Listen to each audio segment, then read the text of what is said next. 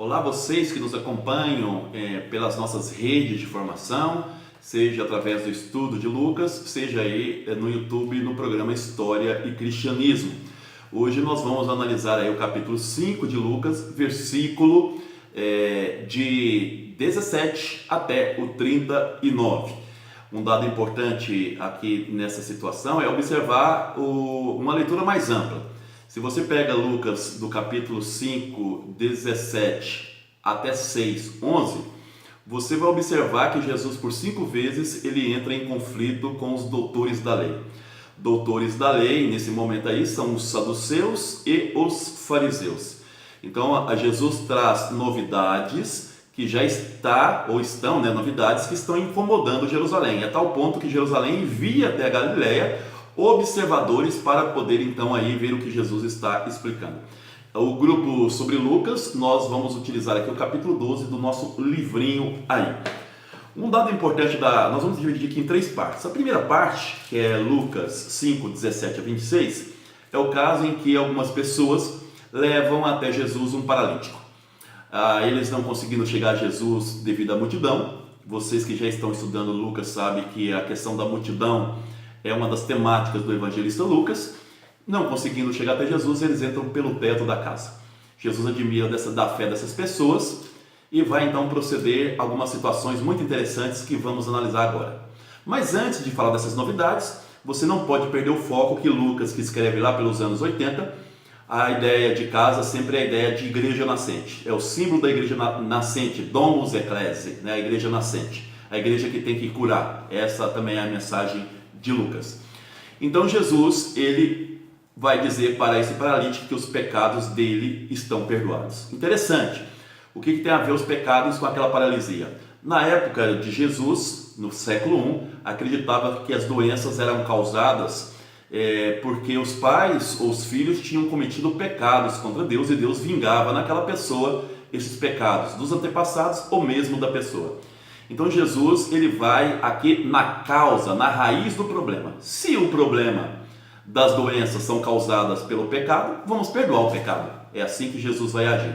Logicamente que Jesus sabia que os pecados não tinham nenhuma relação com a paralisia. Isso aqui é uma crítica que ele está fazendo aí a esse sistema da Torá. A Torá são os 5 primeiros livros, aqui o Levítico principalmente. Jesus está criticando essa ideia de relacionar a questão da doença aos pecados, como se Deus não gostasse dos paralíticos ou dos excluídos. Então Jesus está fazendo uma crítica.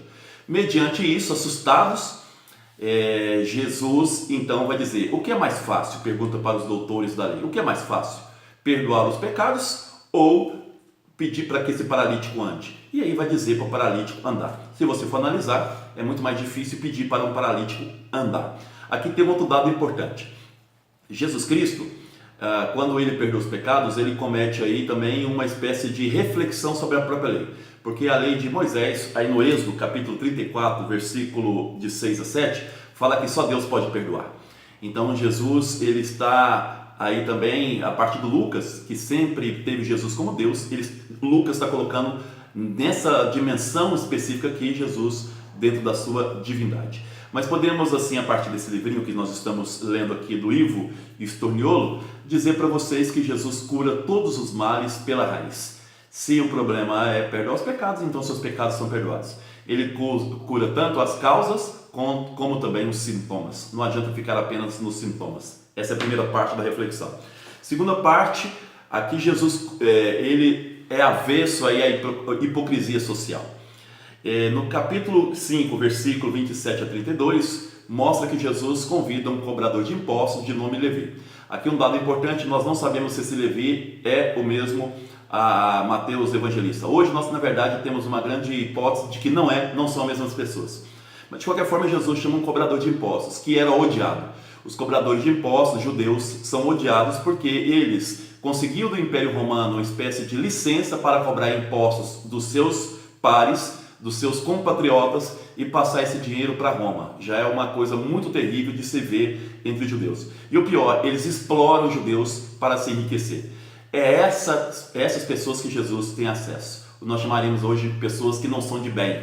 E Jesus vai ao encontro dessas pessoas, desses excluídos. E o mais interessante é que o Evangelho continua dizendo que esse Levi faz uma grande festa na sua casa e convida os seus amigos cobradores de impostos. O livrinho aqui do Estorniolo chega a dizer que é uma espécie de festa de despedida daquela situação.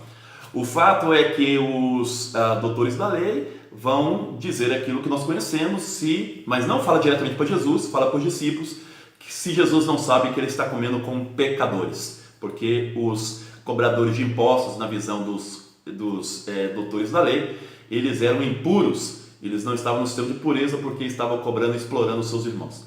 Jesus escutou essa reclamação aos discípulos e Jesus mesmo direciona dizendo que ele veio para aqueles que precisam do médico, aqueles que estão doentes, não os sãos.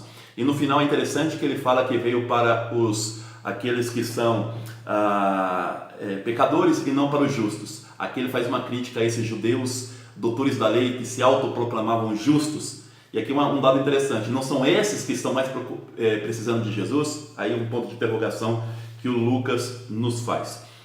E por fim, o capítulo 5, versículo 33 a 39, agora sim, os doutores da lei, diretamente em Jesus, eles vão perguntar por que os discípulos de Jesus não jejuam. No Levítico capítulo 16, versículo 30, fala que o jejum ele era previsto apenas para a expiação dos pecados. Embora os doutores da lei faziam também jejuns às terças-feiras e às quintas-feiras. E aqui Jesus Cristo, de forma muito interessante, ele vai dizer que enquanto o noivo está presente numa festa, cessava essas prescrições da lei. Durante uma festa de casamento que durava aí uma semana, todas as prescrições da lei eram banidas porque o noivo estava vivo. Então Jesus se coloca como noivo. Em quem é a noiva? A noiva é essa humanidade. Então a noiva somos todos nós.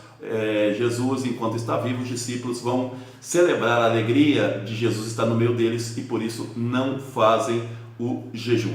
Aqui um dado interessante, Lucas relembra no Primeiro Testamento o fato de que Deus sempre colocou-se como o noivo e Israel como a noiva.